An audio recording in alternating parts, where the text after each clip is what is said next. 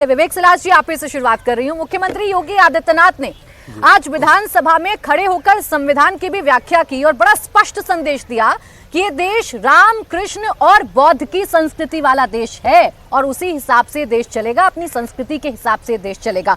आप इस बात से इत्तेफाक रखते हैं?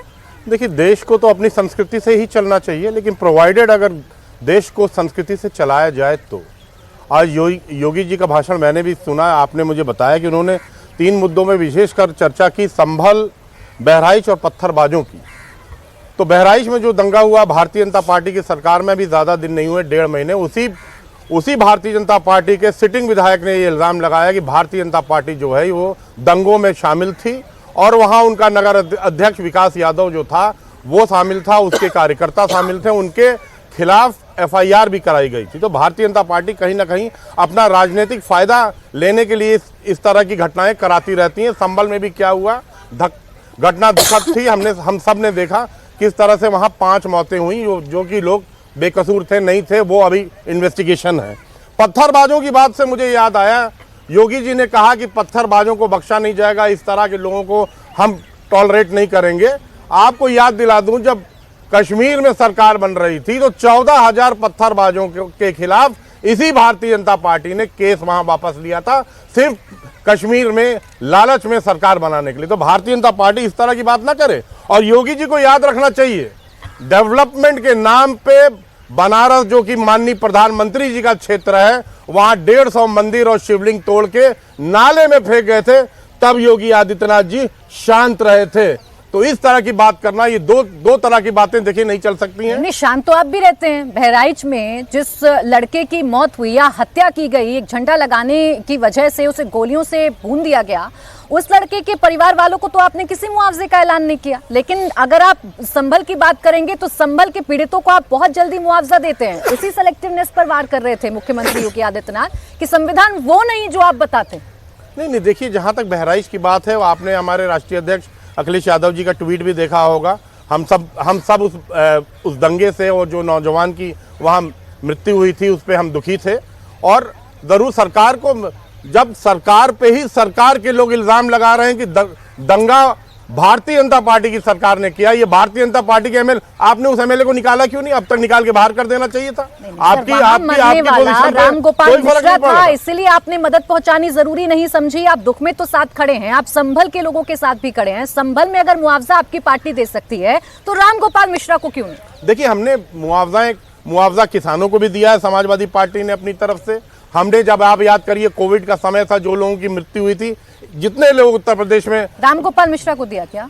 नहीं, राम गोपाल मिश्रा को दिया कि नहीं दिया, क्या राज्य की जिम्मेदारी है कि नहीं है? बिल्कुल है सर, राज्य की जिम्मेदारी है, लेकिन संभल के पीड़ितों को मुआवजा देते हैं, राम गोपाल मिश्रा का नाम नहीं लेते।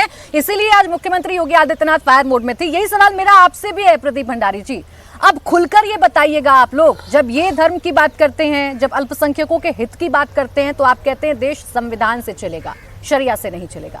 आज आप खुलकर ये बता रहे हैं कि जय श्री राम का नारा मैं लगाऊंगा, जय श्री राम के नारे से क्या आपत्ति हो सकती है? मुख्यमंत्री सदन में खड़े होकर क्या बताना चाह रहे थे? मुख्यमंत्री सदन में खड़े होकर ये बताना चाहते हैं प्राची जी कि ट्रू सेक्युलरिज्म ये होता है कि हिंदू जब जय श्री राम का नारा लगाए तो उसको किसी तरीके से अपमानित ना किया जाए, उस पर पत्थर ना फेंके जाए, उसके खिलाफ प्रतिशोध के रूप में कार्रवाई ना हो।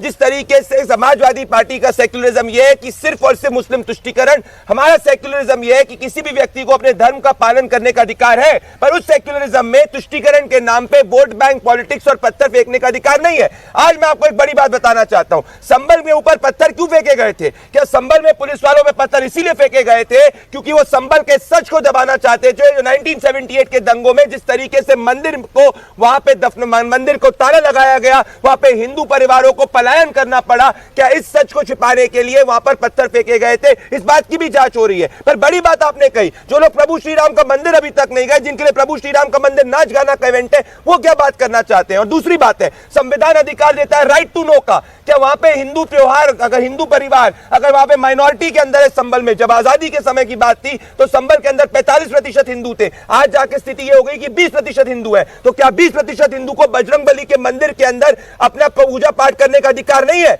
अगर वक्फ जो है किसी की जमीन ले सकता है, तो क्या हिंदू अपने पूजा स्थल पे प्रार्थना नहीं कर सकता? और बात सिर्फ संभल की नहीं है, 30 सेकंड में अपनी बात खत्म करूंगा।